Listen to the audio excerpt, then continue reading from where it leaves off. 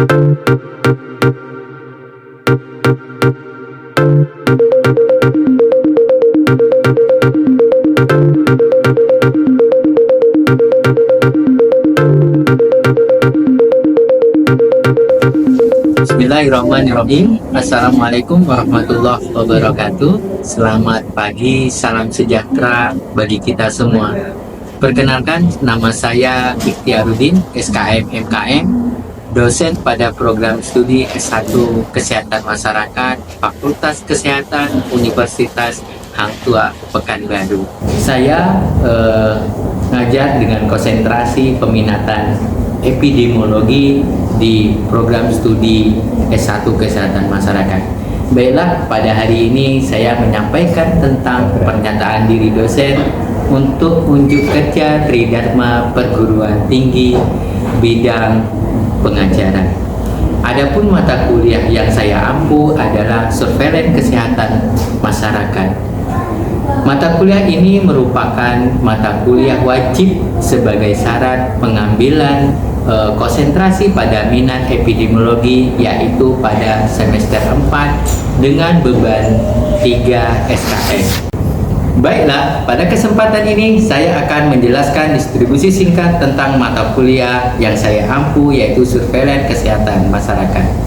Mata kuliah Surveillance Kesehatan Masyarakat ini membahas berbagai teori dan praktikum surveillance kesehatan masyarakat yang meliputi konsep surveillance kesehatan masyarakat, tujuan, manajemen, ruang lingkup, serta langkah-langkah, atribut dan indikator permasalahan kesehatan masyarakat, surveillance terpadu, sumber data surveillance kesehatan masyarakat, pengolahan data pada surveillance kesehatan masyarakat, jejaring surveillance masyarakat, dan pengolahan data pada lapangan. Aplikasi pembelajaran ini menganalisis potensial penyakit yang mengalami tren dan potensial penyakit kejadian luar biasa atau sekarang yang disebut dengan KLB di tingkat puskesmas maupun di tingkat dinas kabupaten kota. Selanjutnya, adapun capaian pembelajaran untuk mata kuliah ini diharapkan mahasiswa mampu memahami konsep dasar surveillance kesehatan dan langkah-langkah mulai dari pengumpulan data, pengolahan, analisis, sampai dengan rekomendasi dan diadvokasikan kepada pemangku kebijakan. Menganalisis data penyakit serta secara epidemiologis menurut orang, tempat, dan waktu. Menyajikan dan menginterpretasikan data penyakit secara epidemiologis untuk advokasi kepada pihak yang berkepentingan. Menyusun rekomendasi berdasarkan evidence data penyakit untuk perbaikan kebijakan kesehatan masyarakat di tingkat puskesmas maupun di dinas kesehatan kabupaten, kota, dan provinsi, serta di rumah sakit. Di awal pertemuan, saya biasanya melakukan perkenalan, membangun keakraban dosen dan mahasiswa. Yang kedua, biasanya saya membuka diri melalui diskusi ataupun itu bentuknya terkait perkuliahan dalam bentuk diskusi dan pokok bahasan mata kuliah sebelumnya. Dalam diskusi, saya biasanya memotivasi mahasiswa untuk belajar lebih fokus dan lebih giat dan lebih serius. Bentuk dan metode yang saya ampu pada mata kuliah ini adalah berupa student center learning, di mana pembelajaran berpusat pada mahasiswa dengan strategi discover learning yang nantinya mahasiswa akan diberi topik-topik yang akan dipelajari. Yang selanjutnya akan didiskusikan dalam grup small discussion berupa presentasi, diskusi kelompok, tanya jawab, dan mahasiswa membuat penugasan yang saya berikan dengan materi perkuliahan interaktif di dalam kelas, dan penugasan itu diupload ke dalam Spada atau LMS. Referensi mata kuliah ini diambil dari hasil riset dan pengabdian yang saya lakukan bersama tim, diantaranya dalam bentuk luaran penelitian, buku referensi, jurnal penelitian, jurnal pengabdian, laporan penelitian, dan laporan pengabdian. Mata kuliah Surveillance Kesehatan Masyarakat, adapun komponen dan bobot penilaian mata kuliah ini meliputi Yang pertama, soft skill itu dihitung 20%, penugasan 10%, ujian tengah semester 30%, dan ujian akhir semester itu ada 40%. Demikian rencana pembelajaran yang bisa saya sampaikan pada mata kuliah kebijakan, pada mata kuliah surveillance epidemiologi dan surveillance kesehatan masyarakat. Semoga CPMK pada mata kuliah ini dapat sesuai diharapkan dan ditargetkan oleh dosen. Selanjutnya saya akan menampilkan proses pengajaran yang saya lakukan pada mata kuliah surveillance kesehatan masyarakat pada pertemuan ketiga. Selamat menyaksikan. Terima kasih. Saya sudahi. Assalamualaikum warahmatullahi wabarakatuh.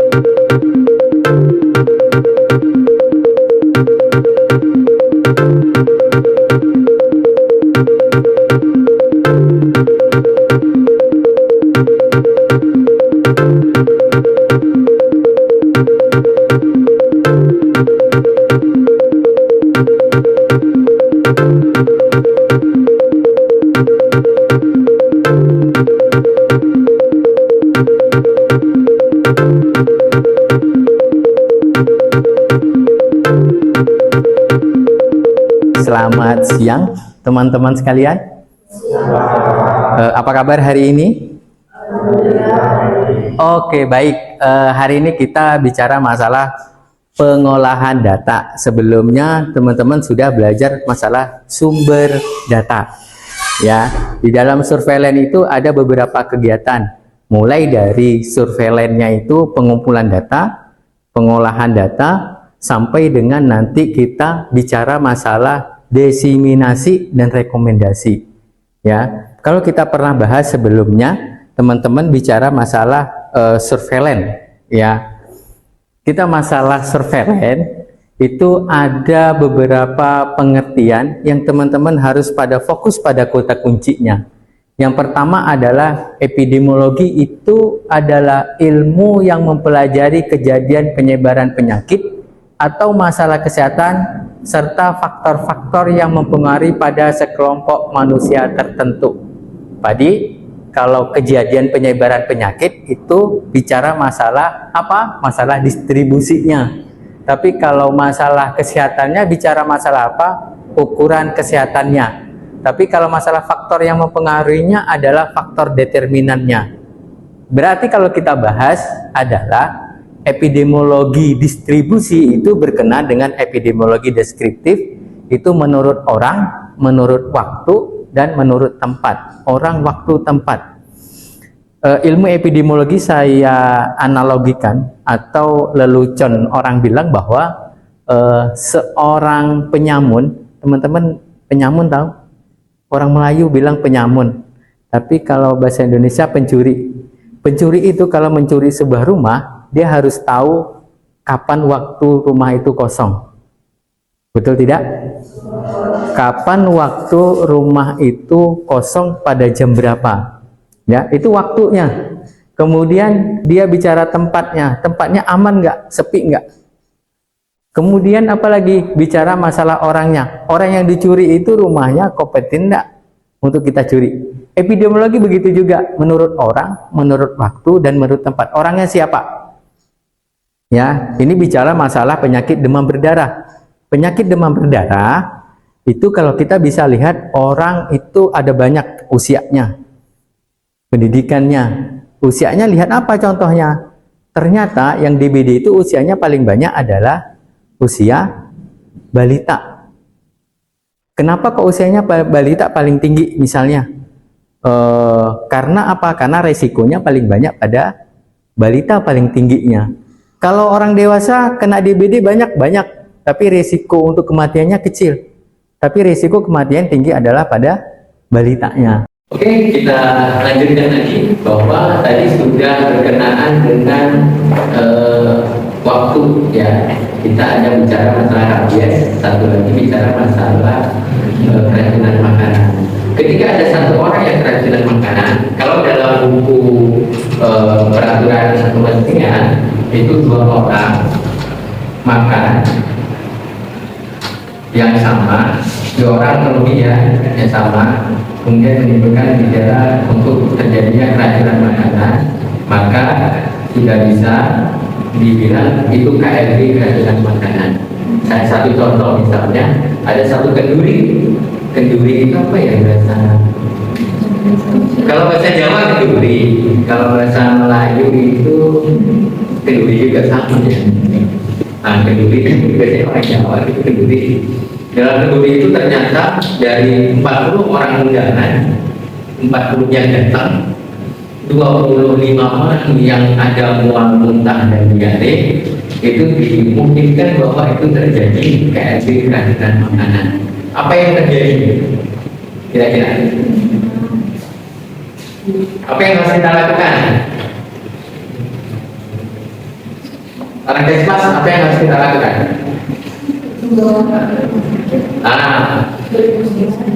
Yang pertama sekali tindakannya benar, ya. Yang pertama sekali adalah orang yang sakit harus dibawa ke fasilitas kesehatan. Yang kedua, baru kita lakukan penyelidikan epidemiologinya. Teman-teman misalnya melihat wawancara itu orang sakit atau orang yang tidak sakit aja? Ya, berarti semua orang yang datang di kenduri itu dan mereka yang makan itu harus ditanyai. Ya, tadi makan apa sih? Gitu ya. Apakah tadi makannya misalnya ada gulai? Satu gulai ayam. Yang kedua soto. Yang ketiga lele goreng. Yang keempat kurang. Ternyata dari 40 orang yang makan soto itu ada 30 misalnya. Ya, ini ada 20, ini ada 40, semuanya makan, ini misalnya ada 20. Yang makan soto 30 ternyata itu dari 30 yang sakit itu 25. Yang makan gulai ayam itu ada 20, ternyata yang sakit itu hanya 15. 40, ternyata yang sakit itu 25. Gitu ya. Ya, kita bisa lihat proporsi yang paling tinggi kira-kira apa? Orang yang makan soto. Dari mana dapatnya? 25 dibagi 30. Gitu ya, proporsi yang paling tinggi itu secara cepat. Tapi teman-teman pernah belajar tentang tahun 2 kali 2 makan. Ya, ini sakit, ini makan. Ini misalnya soto, makan soto, ya tidak. Ini sakit, ya ini tidak. Ini misalnya yang sakit ya itu ada berapa, yang makan soto itu ya ada berapa. Jadi sakit ya itu ada 25, kemudian yang makan dia makan soto ya tapi tidak itu ada 5. Jadi dia ini 30. Kemudian dia makan soto tidak itu ada 5. Kemudian dia tidak sakit ada 5. Berarti ini ada 10. Ya. Jadi kalau sudah dapat tabel ini teman-teman ya, tinggal hitung attack rate-nya. Tapi yang saya tanya adalah 28-nya benar atau salah? Benar? Benar salah? Angka plus 28 itulah yang terjadi kekeliruan ketika kita melakukan pengumpulan dan pengolahan data di fasilitas kesehatan. Kita melihat data itu secara individual per bulan, bukan secara individual mereka datang ke fasilitas kesehatan. Salah satu contoh misalnya, saya datang ke puskesmas pada bulan Maret, minggu pertama, kedua saya tidak datang, ya. Sekarang saya datang ke minggu ketiga. Ini minggu pertama saya di tanggal 6, minggu ketiga saya datang di tanggal 20 misalnya. Ketika saya datang di tanggal 6, saya punya gejala itu demam tinggi, menggigil, dan saya kedinginan tidak ada rasa. Saya pakai selimut sampai 5 lapis itu pun masih kedinginan dan menggigil. Jadi saya datang ke Puskesmas, orang Puskesmas bilang bahwa Bapak wajib diperiksa laboratorium. Jadi saya diperiksa sediaan darah tepinya. Ternyata saya dapat parasit pipa. Di Indonesia bagian barat itu pipa, tapi ditemukan juga falciparum. Tapi biasanya falciparum itu adalah penyakit kayak malaria impor. Malaria impor itu dari mana? Malaria yang datang dari daerah luar, datang ke Riau. Maka Pekanbaru itu rata-rata dapat kasusnya adalah malaria impor. Ya. Ketika saya datang tanggal 6, saya periksa, ternyata saya didiagnosa malaria.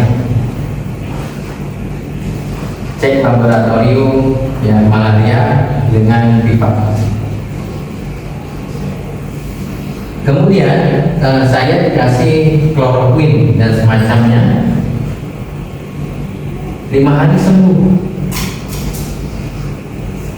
Ya, ternyata saya kambuh lagi. Ya, kambuh dengan penyakit yang sama di tanggal 20. Pipa juga. Ya. Menurut teman-teman, saya dicatat 1 orang atau 2 orang? Sebagai data saya dicatat 1 orang atau 2 orang? 1. Karena cuma saya sendiri, penyakit saya belum sembuh, dan saya tercatat sama-sama malaria.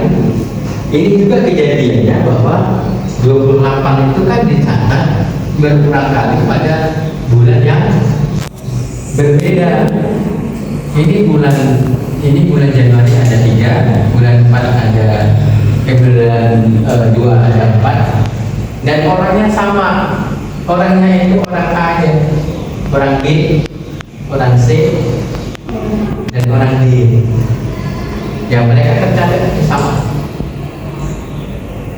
dan mereka berulang karena penyakitnya kan panjang dan berulang, dan itulah kesalahan yang ada di kasusnya. Dan mereka harus jadi gitu ya. Dan seharusnya berapa prevalennya? Seharusnya berapa? Berapa? Hah? Kuat.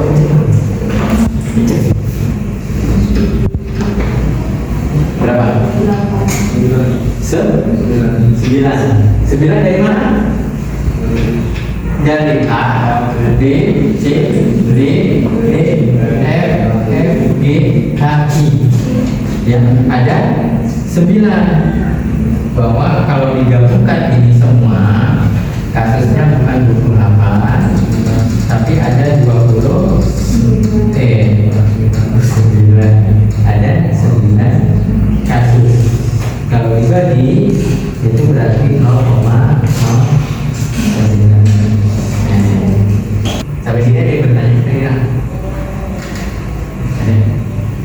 Sudah paham semua? Sudah? Kalau ada penugasan di sepada, nanti kira-kira bisa mengolah datanya sesuai dengan insiden dan prevalen gitu ya. Oke. Barangkali cukup teman-teman. Pertemuan kita sampai di sini dulu. Kita bahas. Untuk selanjutnya kita bahas mengenai bagaimana membuat analisa data dari sebuah data yang sudah kita olah. Data yang kita olah menggunakan aplikasi. Teman-teman kalau ada aplikasi SPSS atau Stata, atau barangkali ada aplikasi, kalau tidak ada keduanya kita menggunakan Excel ya. Biasanya kalau Excel itu paling sering digunakan oleh teman-teman yang ada di Paskes. Jadi teman-teman bisa mengombin antara Excel, SPSS dan Stata ya. Barangkali pertemuan cukup itu saja. Terima kasih. Kalau tidak ada pertanyaan, cukup sekian. Saya sudahi. Assalamualaikum warahmatullahi wabarakatuh.